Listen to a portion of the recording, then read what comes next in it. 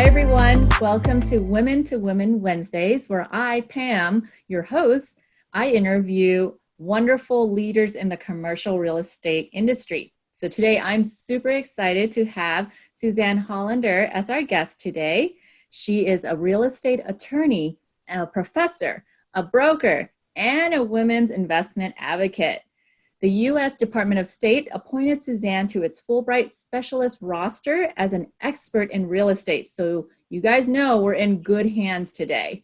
Suzanne teaches real estate law and development at Florida International University, where she's been teaching for over 10 years. So I'm excited to bring her on today because she's going to provide us with nuggets of wisdom of how to get started in this area and share her background and hopefully provide you with some career tips that you can utilize in your journey. And also, in addition, she authors a blog called professorrealestate.com. So you guys can go check out her blog as well after this. And in addition to her teaching role, she's also a director of professional development for FIU's university-wide Office to Advance Women, Diversity, and Equity. We're all about that right now. So with that in mind, thank you, Suzanne, for joining us today, and welcome.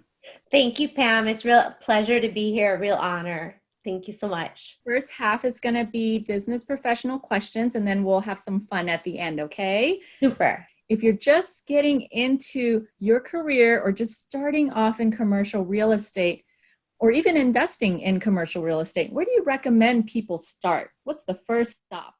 I think it's a good question, and oftentimes people don't know the first step.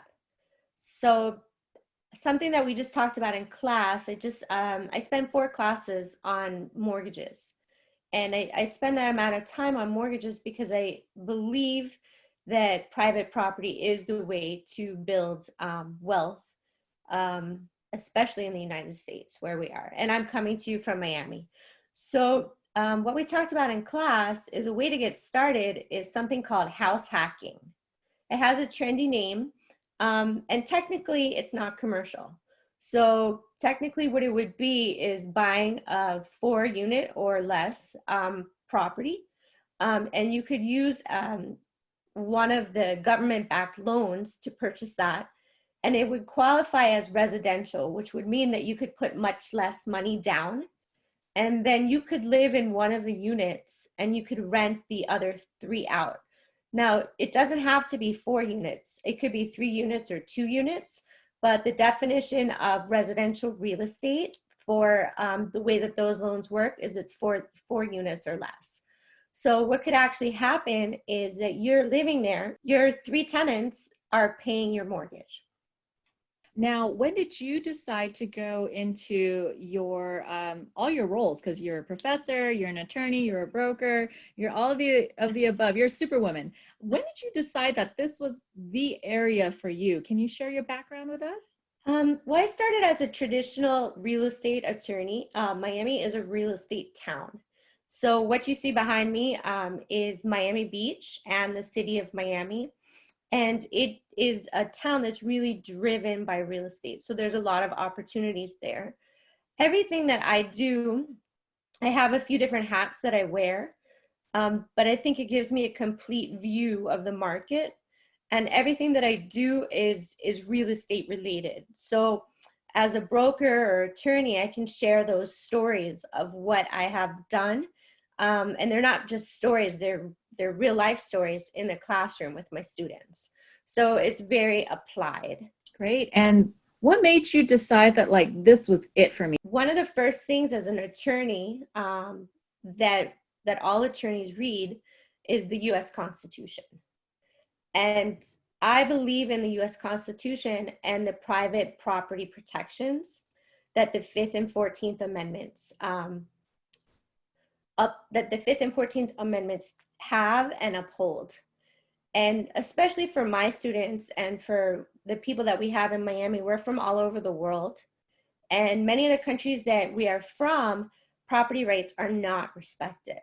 So if you live somewhere where you have to be afraid that might makes right, or somebody could just come take your property, or it could be actually privatized by the government, or if you live somewhere where you couldn't even get title, you couldn't even prove that you own something, that is a really tough way to live.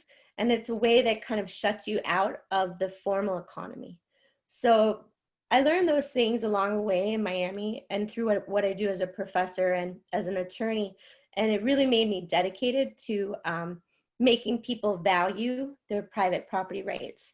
Sometimes some of my students or some young people feel that they just want to be a renter. And they don't know that you don't have to have a graduate degree. You don't even have to graduate yet from college. You don't have to be a US citizen to buy a property or to get a mortgage. So what I do is I help them understand that. And that's for first generation students, for all my students, and especially for women. Women don't have to wait for those milestones to start investing in property and investing in themselves. What are your top books that you recommend? I have mentors that I owe a lot of my success to and that I love to share my success with. And they are both women and men. But one of the books that I recommend is written by a dear friend of mine who is a mentor, and his name is Ken Rosen. He was one of the first people to do condominium conversions, South Florida. So he would take apartment communities and turn them into condominiums. And he wrote a book called Investing in Income Properties, the Big Six Formula for Achieving Wealth in Real Estate. And I read it word by word with him, and we talked about the chapters, but I've also read it more than once. And I think it's a really great practical book written in plain English. This is not a legalese book that can help you get started in real estate. And I have it with me. So, and the other thing I have to say about real estate books, the Investing in Income Properties, I really like that book. But another book that I really like, and it's just to set a foundation of the importance of property rights, is The Mystery of Capital. And that's written by Hernando de Soto.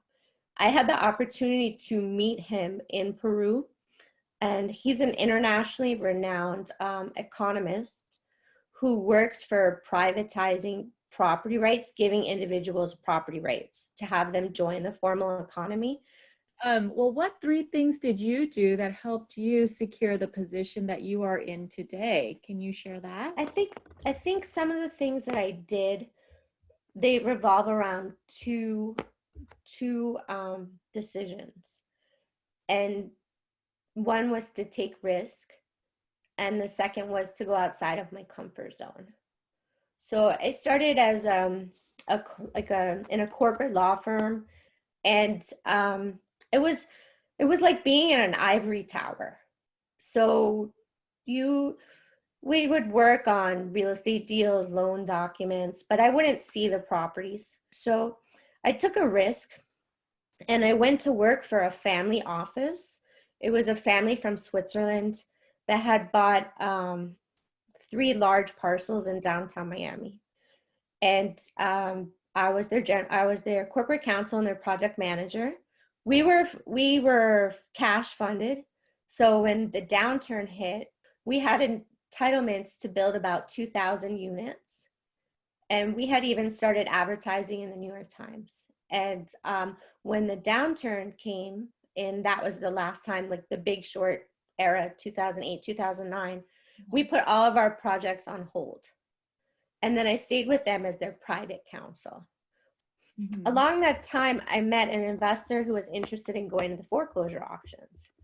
So I already had my feet on the street, right, with this, with my Swiss group, because we were in a part of Miami that's now very hot, but then was a little iffy, our properties.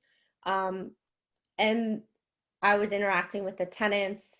I was going to the properties, with the surveyor, all those types of things. And then I started going to the foreclosure auctions. And then because I had done these different things, I met someone, and he told me that I would be a really good professor. I said, a what? And he said, your experiences are very, very unique, and to bring them into the classroom and to share them would be would be good for the students, because it's not only learning from a textbook, it's learning from someone who's really seen these things. So those were the 3 risks I took to get out of the law firm and to go, get their feet on the street with a Swiss developer. They were sitting back in Switzerland, and we were working in the office. Then to start working with the investor buying out of foreclosure, and also how to position the property. What happens when you get a foreclosure for an awesome deal and then you can resell it right away? What happens when what happens when there's a leak or all the utilities are ripped out and then you can't? So I got to see that firsthand, because that happened to us, the good and the bad. And then teaching. And some people, I think teaching is really interesting, because you meet so many different people. I've been teaching 11 years now. So through that, you really get a perspective on the way real estate works, what makes US real estate so valuable compared to the rest of the world, and what works and doesn't work in different jurisdictions. So I'm a firm believer of learning from mistakes. Is there like one mistake that you can share with us that kind of, when you first started out with your career, or the one thing you wish you'd done differently that you can share with our emerging leaders? I wish I got my feet on the street faster. Me too. So I think the law background is important. I think a legal background can take you many places. But I remember looking outside the window of my office, which was downtown Brickell, and there was a parcel of land there that later 1,200 units were built on. And I was thinking, even when I was in law school, if I was thinking of buying, because I was in law school in Miami, I think that if I had realized that you don't have to already have graduated to start investing. Great. Yes, that's a great tip right there. Thank you. Well, that concludes our professional questions. We're going to move on to the fun round with you. Okay. You ready for this? Sure. Okay, it's going to be quick questions coming from me. So what's your favorite color? I like blue. Favorite place? I want to go to Latin America. So that's where I want to go next. Favorite movie? I like to watch telenovelas called The Road to Love. It's that you can find it on Netflix. And they have it. I watch in Spanish, but you can find it. If you put The Road to Love, you can find it on Netflix. So favorite food? I like Peruvian food, ceviche. So I'm waiting to have a ceviche in Lima. Favorite drink? I like lemonade, but made with limeade. Favorite dessert? Chocolate. Has to be chocolate. Favorite holiday?